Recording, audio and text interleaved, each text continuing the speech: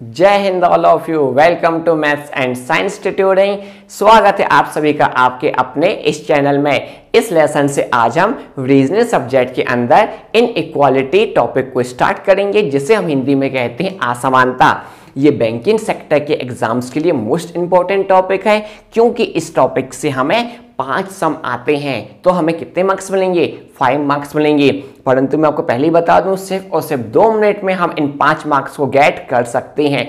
कैसे करेंगे? उससे पहले हमें इस टॉपिक को समझना होगा।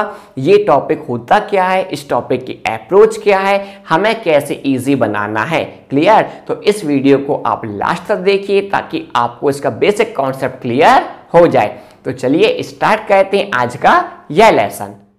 इनइक्वालिटी, असमानता। सबसे पहले हमें इस टॉपिक को समझना होगा, ये टॉपिक है क्या। तो आप समझिए, जब हम 2 ऑब्जेक्ट के बीच में कंपैरिजन करते हैं, जब हम 2 ऑब्जेक्ट की तुलना करते हैं, तो उनके बीच में जो संबंध बनता है वो कहलाती है इनइक्वालिटी, असमानता। अब बात आती है 2 ऑब्जेक्ट के बीच में कितने टाइप्स के संबंध होते हैं, क्या रिलेशनशिप होता है। तो आप एक एग्जाम्पल से समझिए। फॉर एग्जाम्पल, मैंने कंसीडर किया मेरे पास 2 ऑब्जेक्ट हैं x एंड y। एक ऑब्जेक्ट है x और एक ऑब्जेक्ट मैंने कंसीडर किया y। तो इन 2 ऑब्जेक्ट के बीच में 5 टाइप के रिलेशनशिप पॉसिबल है। कौन सा रिलेशन होता है? देखिए, पहला होता है x greater than y, x की वैल्यू y से ज्यादा है। सेकंड कह सकते हैं हम x less then y, x की वैल्यू y से क्या हो गई? लेस देन हो गई। क्लियर? थर्ड कह सकते हैं हम x एंड y आपस में इक्वल है, x इक्वल्स टू y। इतना क्लियर है। चौथा हम कह सकते हैं x की वैल्यू y से ग्रेटर के साथ साथ इक्वल भी है, it means x greater than equals to y। Fifth relation कह सकते हैं x y से छोटा भी है और समान भी है, it mean x less than equals to y। अब इन सिंबल का मतलब आपको बहुत अच्छे से क्लियर हो गया होगा। ये सिंबल कहता है कि संबंध के लिए ग्रेटर देन बड़ा होना, ये सिंबल होता है लेस देन छोटा होना, ये होता है इक्वल का साइन इक्वल समान होने के लिए, ये होता है बड़े के साथ साथ समान होना, it means greater with equal, ये होता है लेस देन विथ इक्वल मतलब छोटे के साथ साथ समान हो जाना। दूसरा, इस सिंबल का फेस जिस दिशा में ओपन रहता है, इट मीन्स वो ऑब्जेक्ट ग्रेटर देन है सेकेंड ऑब्जेक्ट से। जैसे इस सिंबल का मुख P की ओर ओपन है, फेस ओपन है P की तरफ, तो इसका मतलब P की वैल्यू Q से क्या है? ग्रेटर देन है। हम इसको ऐसा भी लिख सकते हैं, ये देखिए, अभी भी इस सिंबल का फेस P की ओर ही ओपन है, इट मीन्स इस कंडीशन में क्या पढ़ा जाएगा? P की वैल्यू ग्रेटर देन है Q से। आप इसको भी क्या पढ़ेंगे? P की वैल्यू ग्रेटर देन है Q से। क्लियर हो गया? अब इस टॉपिक में जब हमने 5 टाइप के रिलेशनशिप देख लिए, तो हमको सम भी इसी टाइप का आता है। इट मीन्स हमें एक स्टेटमेंट दिया जाएगा, उस स्टेटमेंट के छोटे छोटे पार्ट्स भी हो सकते हैं या सीधा सीधा सिंगल स्टेटमेंट हो सकता है। उन स्टेटमेंट को रीड करके अरेंज करके हमें नीचे दिए गए कंक्लूजन को चेक करना होता है कि ऊपर दिए गए स्टेटमेंट से नीचे दिए गए कंक्लूजन में कौन कौन सा ट्रू हो रहा है, कौन कौन सा फॉल्स हो रहा है। इट मीन्स ऐसे कंक्लूजन जो ऊपर दिए गए स्टेटमेंट को फॉलो करेंगे वो सही हो जाएंगे, और जो कंक्लूजन ऊपर दिए गए स्टेटमेंट को फॉलो नहीं करेगा वो क्या हो जाएगा? फॉल्स हो जाएगा। क्लियर? तो अब हमको कैसे चेक करना है, क्या अप्रोच होने चाहिए, अब हम उस अप्रोच को समझते हैं। तो उसके लिए सिर्फ और सिर्फ आपको 2 स्टेटमेंट मेरे द्वारा दिए गए हैं, उनको बहुत अच्छे से समझना है। चलिए, जब हम ऑब्जेक्ट के बीच में संबंध बनाते हैं या कंपेयर करते हैं कि कौन सा रिलेशन होना चाहिए, उसके लिए सिर्फ और सिर्फ 2 स्टेटमेंट आपको क्या पढ़ने हैं। वो होते हैं, पहला सेम डायरेक्शन। सेम डायरेक्शन का मीन्स होता है बेटा, जितने भी ऑपरेटर्स हैं उन सबका फेस एक ही दिशा में ओपन होना चाहिए, कुछ ऐसा। इसको कहा जाएगा सेम डायरेक्शन। आप ऐसा देखें ऑपरेटर्स को तो ये भी क्या माने जाएंगे? Same direction. क्लियर? अब सेकेंड आपको समझना है अपोजिट डायरेक्शन का मतलब। अपोजिट डायरेक्शन का मतलब होता है कुछ ऐसा, ऑपरेटर्स कुछ ऐसे मिलेंगे। ये देखिए, फेस इनका अलग अलग दिशा में ओपन है, इनका फेस देखिए अलग अलग दिशा में ओपन है, तो इनको कहा जाता है डिफरेंट डायरेक्शन और इनको कही जाती है सेम डायरेक्शन। तो जब हमारे पास डिफरेंट डायरेक्शन होती है तो हम कभी भी दो ऑब्जेक्ट के मध्य में संबंध स्थापित नहीं कर सकते, कभी नहीं बता सकते। तो हमेशा नीचे दिए कंक्लूजन क्या हो जाएंगे, फॉल्स हो जाएंगे, या आंसर बनेगा कैन नॉट बी डिटरमाइन, जिसे हम इंग्लिश में CND कह सकते हैं। क्लियर इतना। अब यदि हमारे पास डायरेक्शन सेम है, दिशा कैसी है, सेम है, किसकी, ऑपरेटर्स की, तो आंसर फाइंड होगा, आंसर फाइंड होगा।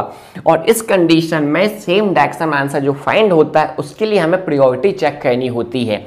मतलब सबसे हाईएस्ट प्रायोरिटी दी जाती है ग्रेटर देन साइन को, उसके बाद सेकंड प्रायोरिटी दी जाती है ग्रेटर देन के साथ इक्वल साइन को, और थर्ड प्रायोरिटी लास्ट दी जाती है इक्वल साइन को।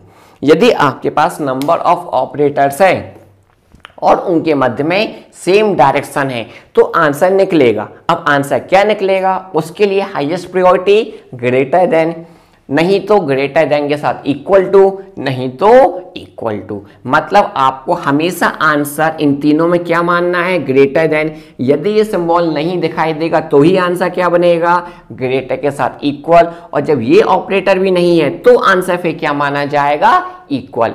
इट मीन्स फर्स्ट प्रायोरिटी देनी है आपको ग्रेटर देन, सेकेंड प्रायोरिटी देनी है ग्रेटर के साथ इक्वल, और थर्ड प्रायोरिटी लास्ट में रखना है आपको इक्वल का साइन।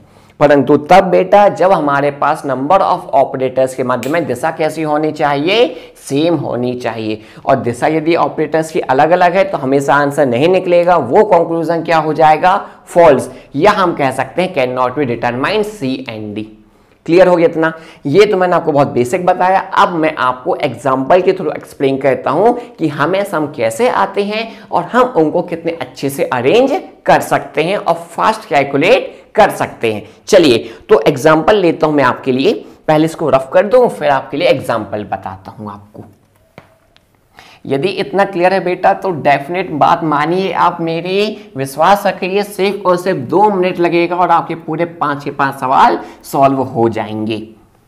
बहुत अच्छे से तैयार करिए, कम टाइम में फुल मार्क्स देके जाएगा ये टॉपिक आप सभी को।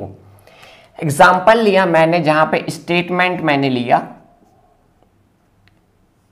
x greater than y greater than equals to z equal to b less than equals to c और ग्रेटर देन d। मैंने ये स्टेटमेंट लिया, सिंगल स्टेटमेंट एग्जाम्पल है ये। इसके नीचे कंक्लूजन मैंने लिए, पहला कंक्लूजन लिया y greater than equals to d है क्या, और सेकंड कंक्लूजन मैंने लिया x ग्रेटर देन b।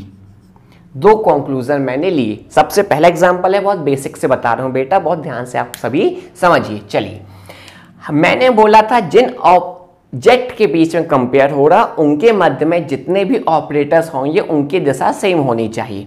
पहला कंक्लूजन था y और d में कंपेयर करना, ये है y और ये है d। अब इनके मध्य में देखिए ऑपरेटर, एक ये है, एक ये है, एक ये है और एक ये है। क्या इन ऑपरेटर्स की डायरेक्शन सेम है क्या, ये देखिए दिशा कैसी हो गई, अपोजिट दिशा हो गई। और मैंने बताया था भी यदि दिशा सेम नहीं है, डिफरेंट है, अपोजिट है, तो हमेशा आंसर क्या निकलता है, फॉल्स। क्लियर। तो ये कंक्लूजन क्या हो गया हमारा, गलत हो गया। क्लियर इतना। अब हम आते हैं सेकंड कंक्लूजन को। सेकंड कंक्लूजन में जो हमें दिया है तो यहां पे x और b के बीच में कंपैरिजन होना है, तो हम क्या देखेंगे, x और b जहां लिखे हैं उनके मध्य में जितने भी ऑपरेटर्स हैं सबकी दिशा कैसी होनी चाहिए, सेम। ये लिखा है x और ये लिखा है b।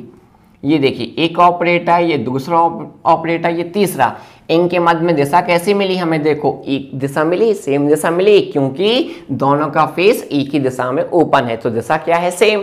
अब दिशा सेम है तो आंसर तो निकलेगा आंसर, ये तो क्लियर हो गया। अब इन तीनों में आंसर किसको माना जाता है, अभी हमने देखा था सबसे highest priority greater than sign को, देन ग्रेटर के साथ इक्वल और देन इक्वल।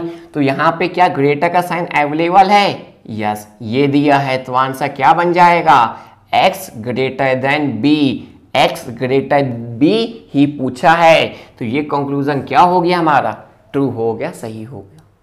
क्लियर हो गया। कितना अच्छे से तरीके से हमने इसको सॉल्व किया है, सिंपल तरीके से। बस आपको दिशा चेक करनी है, दिशा यदि ऑपरेटर्स की सेम है तो आंसर निकलेगा, नहीं है तो आंसर नहीं निकलेगा। सही है, सेम दिशा है तो आंसर क्या माना जाता है, ग्रेटर देन। यदि ये नहीं होता तो आंसर क्या होता, ग्रेटर के साथ इक्वल। ये भी नहीं होता तो आंसर क्या मानते हम, इक्वल। क्लियर। ये पहला एग्जांपल था। मैं अभी ऐसे बहुत से एग्जांपल कराऊंगा तो आपको पूरे डाउट्स क्लियर हो जाएंगे। बस आप जुड़े रहिए, पूरा वीडियो लास्ट तक देखिए ताकि आपके एक एक डाउट क्लियर हो जाए। मैं हाई लेवल तक सम कराऊंगा बेटा इसमें, जो हमको बैंकिंग के मीन्स में आते हैं। प्री में तो आते ही हैं, मीन्स में कैसे आते हैं वो भी हम करेंगे, परंतु उसके लिए बेसिक आपके लिए इंपॉर्टेंट है। चलिए अगला मैंने स्टेटमेंट ले लिया, मैंने लिख लिया कुछ ऐसा, Z less than B less than C less than equals to A equals to E less than G greater than F greater than equals to H। ये लंबा चौड़ा मैंने स्टेटमेंट ले लिया, कोई टेंशन नहीं लेना है। कंक्लूजन मैंने ले लिया, फर्स्ट कंक्लूजन मैंने ले लिया, कंक्लूजन मतलब कि निष्कर्ष है ना। कंक्लूजन मैंने ले लिया, आपको बताना है B less than equals to G है क्या। सेकेंड आपको बताना है E की वैल्यू ग्रेटर देन Z है या नहीं है। दो मैंने आपको कंक्लूजन लिए हैं। क्लियर। अब क्या करेंगे हम, ऑब्जेक्ट देखिए पहले कंक्लूजन में B और G, B ये लिखा है और G ये लिखा है। इनके मध्य में देखिए क्या ऑपरेटर्स की डायरेक्शन सेम है क्या, यस। देखिए सभी का फेस एक ही दिशा में ओपन है, मतलब दिशा सेम है तो आंसर तो निकलेगा। अब इन सभी में किसको हाईएस्ट प्रायोरिटी दी जाती है, ग्रेटर देन साइन को, याद आ गया। इट मीन्स G की वैल्यू ग्रेटर देन किससे हो गई, B से। आंसर क्या बना, G ग्रेटर देन B। अब देखिए ये भी ग्रेटर का साइन है, ये भी ग्रेटर का साइन है ना। ये कौन सा साइन था, ग्रेटर के साथ इक्वल, और ये कौन सा साइन है, इक्वल का साइन है। हमने बताया था आपको हाईएस्ट प्रायोरिटी ग्रेटर देन, नहीं तो ग्रेटर देन इक्वल, नहीं तो इक्वल। इसका मतलब ये भी हो सकता है बेटा, हमने ऐसी दिशा लिख ली हो, ये ग्रेटर देन, ग्रेटर के साथ इक्वल और ये इक्वल, एक ही मतलब है। क्लियर। तो G की वैल्यू ग्रेटर देन किससे निकल आई, B से, क्योंकि इन सभी ऑपरेटर्स में हम आंसर किसको मानते हैं, ग्रेटर देन साइन को। तो G की वैल्यू ग्रेटर देन क्या हो गई, B। G की value greater than equals to B बोली है। साइन मैच हुआ क्या, ऑपरेटर्स मैच हुए, नहीं हुए। हमने आंसर निकाला ग्रेटर का, यहां पूछा ग्रेटर के साथ इक्वल, तो ये कंक्लूजन क्या हो गया, फॉल्स हो गया। क्लियर इतना। अब हम क्या चेक करेंगे, सेकंड वाला। सेकंड वाला चेक करना है तो पहले आप ये देखिए हमारे पास किन किन ऑब्जेक्ट के मध्य कंपेयर हो रहा है, तो आप देख के बता देंगे कि सर यहाँ पे तो कंपेयर हो रहा है E और Z के बीच में। देखिए E और Z कहाँ है, ये है E और ये है Z। इनके बीच में देखिए ऑपरेटर्स की दिशा सेम है क्या, हाँ ये देखिए फेस एक ही दिशा में ओपन है, मतलब दिशा सेम है तो आंसर निकलेगा। अब इन सभी में किसको प्रायोरिटी दी जाती है, ग्रेटर देन साइन को। इट मीन्स E की वैल्यू ग्रेटर देन हो गई Z से, E की वैल्यू ग्रेटर देन क्या हो गई, Z। E की वैल्यू ग्रेटर देन किससे है, Z से। तो ये कंक्लूजन क्या हो गया, ट्रू हो गया। क्लियर। यहां से देख लीजिए E की वैल्यू ग्रेटर देन है Z, E की वैल्यू ग्रेटर देन Z ही बोली है। देखिए आप ऐसा लिखिए या आप ऐसा लिखिए, सेम बात है। E की value greater than Z, E की वैल्यू ग्रेटर देन Z, कोई चेंजेस नहीं होने वाला है। क्लियर। तो आपका आंसर क्या बनेगा, केवल और केवल सेकंड कंक्लूजन क्या है, सही है, फर्स्ट कंक्लूजन गलत है। ये हो गया सेकंड एग्जांपल। हम एक और एग्जांपल इसको सॉल्व करते हैं, बहुत ही फास्ट मिलेगा बेटा आंसर। इतना अच्छा टॉपिक है, जब मैंने इस टॉपिक को सीखा था तो मुझे विश्वास ही नहीं हुआ था कि ये टॉपिक हमको एग्जाम्स में आता है, वो भी 5 नंबर के 5 सम। कितना इजी है आप देख सकते हैं, बस हमको दिशा चेक करनी है बस, और कुछ भी नहीं कहना है ना। चलिए एक एग्जाम्पल लेता हूँ, थोड़ा सा डिफरेंट ले लेता हूँ इस बार एग्जाम्पल। एक स्टेटमेंट मैंने ले लिया x greater than equals to Z। Second statement मैंने ले लिया y लेस देन Z, और थर्ड स्टेटमेंट मैंने ले लिया आपका y greater than e। Clear इतना? और कंक्लूजन मैंने पहला कंक्लूजन लिया x greater than z, second मैंने ले लिया x greater than equals to e। आपको तीन अलग अलग क्या दिए हैं इस बार स्टेटमेंट, तो तीनों स्टेटमेंट को हम ज्वाइन करके एक सिंगल स्टेटमेंट बनाएंगे। क्लियर? चलिए बनाते हैं। कैसे बनाएंगे? तो आपको लिंक करना है एक स्टेटमेंट को दूसरे स्टेटमेंट से। यहाँ पे दिया है x के साथ z का संबंध, फिर हमको z से किसका मिल जाएगा y का, फिर हमको y से किसका मिल जाएगा a का। तो तीनों स्टेटमेंट आपस में क्या हो रहे हैं? लिंक हो रहे हैं। चलिए लिंक कर दीजिए। तो हमने देखा x greater than equals to z, यही z ग्रेटर देन है किससे? y से, और यही y ग्रेटर देन किससे है? a से। तो ये बन गया हमारे पास एक कंबाइंड स्टेटमेंट तीनों स्टेटमेंट को मिलाकर। क्लियर? अब पहला देखिए, पूछा उसने x और z में x बड़ा है क्या? x और z ये लिखी है, ये लिखा x और z, ये लिखा ना x और z। x और z में क्या संबंध दिया है? डायरेक्ट दिया था हमको। क्या दिया था? x greater than equals to z। उसने पूछा क्या है? x ग्रेटर देन, तो ये क्या हो जाएगा? फॉल्स हो जाएगा। क्लियर इतना? अब सेकंड चेक करिए, x और a में संबंध दिया है, पूछा है क्या? x greater than equals to a है क्या? x और a ये लिखे हैं, ये लिखा x और ये लिखा a, इनके मध्य में जितने भी ऑपरेटर्स हैं सबकी दिशा कैसी है? एक समान। और दिशा एक समान है तो आंसर तो निकलेगा। और आंसर क्या है? हाईएस्ट होता है ग्रेटर देन का साइन है क्या? ग्रेटर देन का साइन, यस ये साइन दिया है हमको, मतलब x की वैल्यू ग्रेटर देन किससे है? a से।